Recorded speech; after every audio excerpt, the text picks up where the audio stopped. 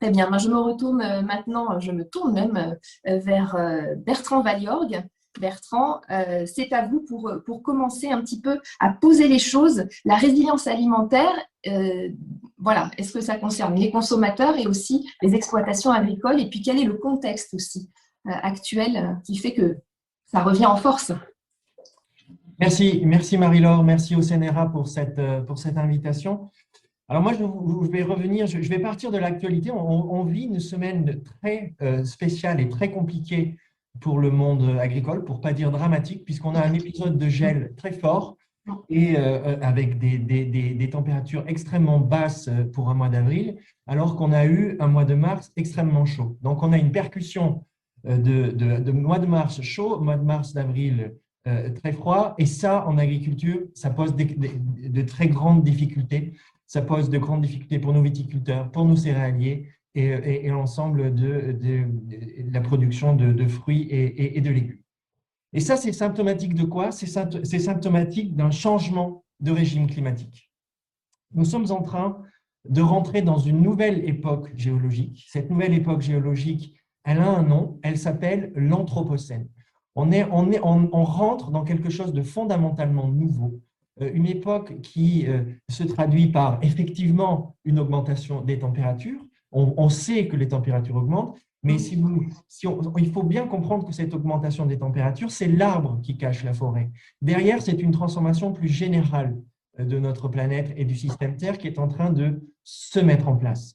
Et c'est bien ce contexte, je crois, il est douloureux cette semaine, il est particulièrement visible, mais c'est bien ce contexte de nouveau régime climatique qui est en train de se mettre en place, qui percute directement la question de la résilience alimentaire, la question de la résilience agricole, c'est-à-dire de nos modèles agricoles, leur capacité à dépasser ces chocs climatiques qui vont se mettre en place. Donc, vous l'évoquiez, Marie-Laure, c'est le cœur de mon livre, Refonder l'agriculture à l'heure de l'Anthropocène. C'est ce nouveau contexte climatique très particulier qui se met en place, qui a motivé l'écriture de cet ouvrage. Alors, qu'est-ce que je dis en deux mots par rapport aux enjeux qui sont devant nous? C'est bien de faire des constats, mais il faut aussi avancer et aller vers des pistes de solutions.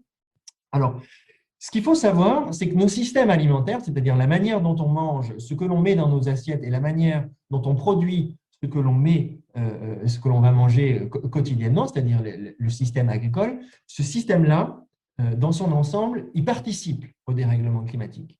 Il participe au dérèglement climatique, en particulier à partir de l'émission de gaz à effet de serre et notamment du méthane et du CO2, qui sont les principaux gaz qui aujourd'hui font ce changement climatique, font ce changement d'époque géologique qui fabrique l'Anthropocène. Donc, ça, c'est connu. C'est connu le fait que nos systèmes alimentaires ont une co-responsabilité dans les dérèglements climatiques.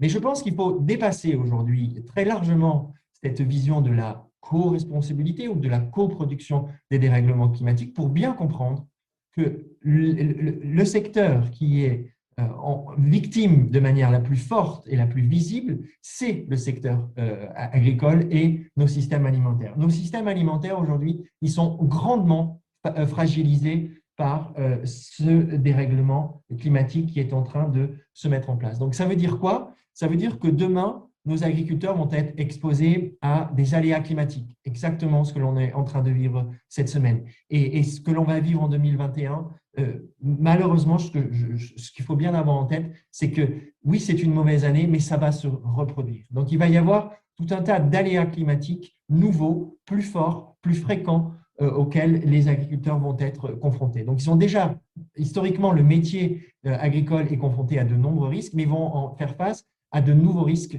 de nouveaux risques plus forts, plus nombreux, plus récurrents.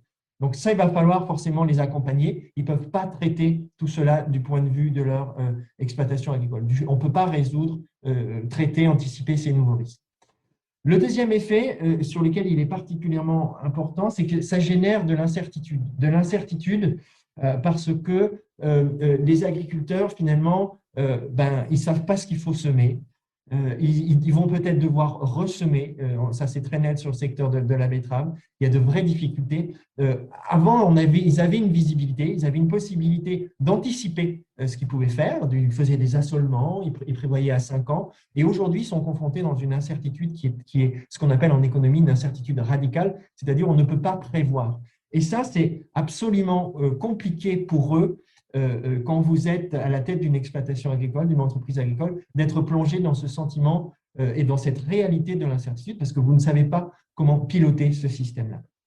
Donc aujourd'hui, c'est le titre que j'ai abordé dans le livre, j'appelle ça « Refonder l'agriculture », c'est-à-dire repenser l'agriculture dans le contexte des dérèglements climatiques, refonder l'agriculture dans le contexte de l'anthropocène. Et en pratique, ça veut dire quoi? Bien, ça veut dire d'aller vers une agriculture régénératrice, d'aller vers une agriculture qui, à la fois, a une fonction nourricière. Bien évidemment, nos agriculteurs ont un rôle essentiel dans le fonctionnement de nos systèmes alimentaires parce qu'ils fournissent les denrées alimentaires. Mais je pense qu'il faut ajouter une deuxième mission à cette activité agricole, une deuxième, si vous voulez, un deuxième aspect du contrat social à l'agriculture, c'est aussi réparer le système terre.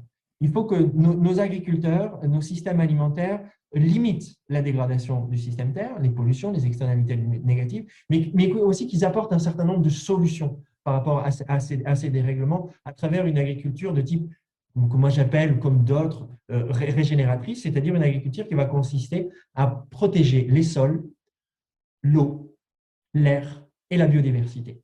Et ça, si vous voulez, c'est la condition de réussite demain de l'agriculture dans le contexte de l'anthropocène, dans le contexte des dérèglements climatiques. C'est en prenant soin de ces 4 ressources que je viens d'évoquer que les agriculteurs vont trouver des solutions et que les agriculteurs vont développer leur résilience. C'est-à-dire qu'ils vont se mettre en mouvement, ils vont concevoir leur activité agricole d'une nouvelle manière et cette activité agricole va être mieux insérée sur un territoire, mais aussi sur un nouveau climat qui va s'installer sur ce territoire. C'est en étant vigilant sur ces 4 biens communs qu'on va construire cette résilience alimentaire. Voilà ce que je voulais partager avec vous. Nouveau climat, nouvelle époque géologique, nouvelle agriculture, et cette nouvelle agriculture est une agriculture régénératrice. Merci beaucoup Bertrand. Donc, pas de résilience alimentaire sans résilience des exploitations agricoles. C'est ce que vous avez aussi voulu nous dire ce matin. Merci pour cette mise en perspective et puis ces précisions et ce message.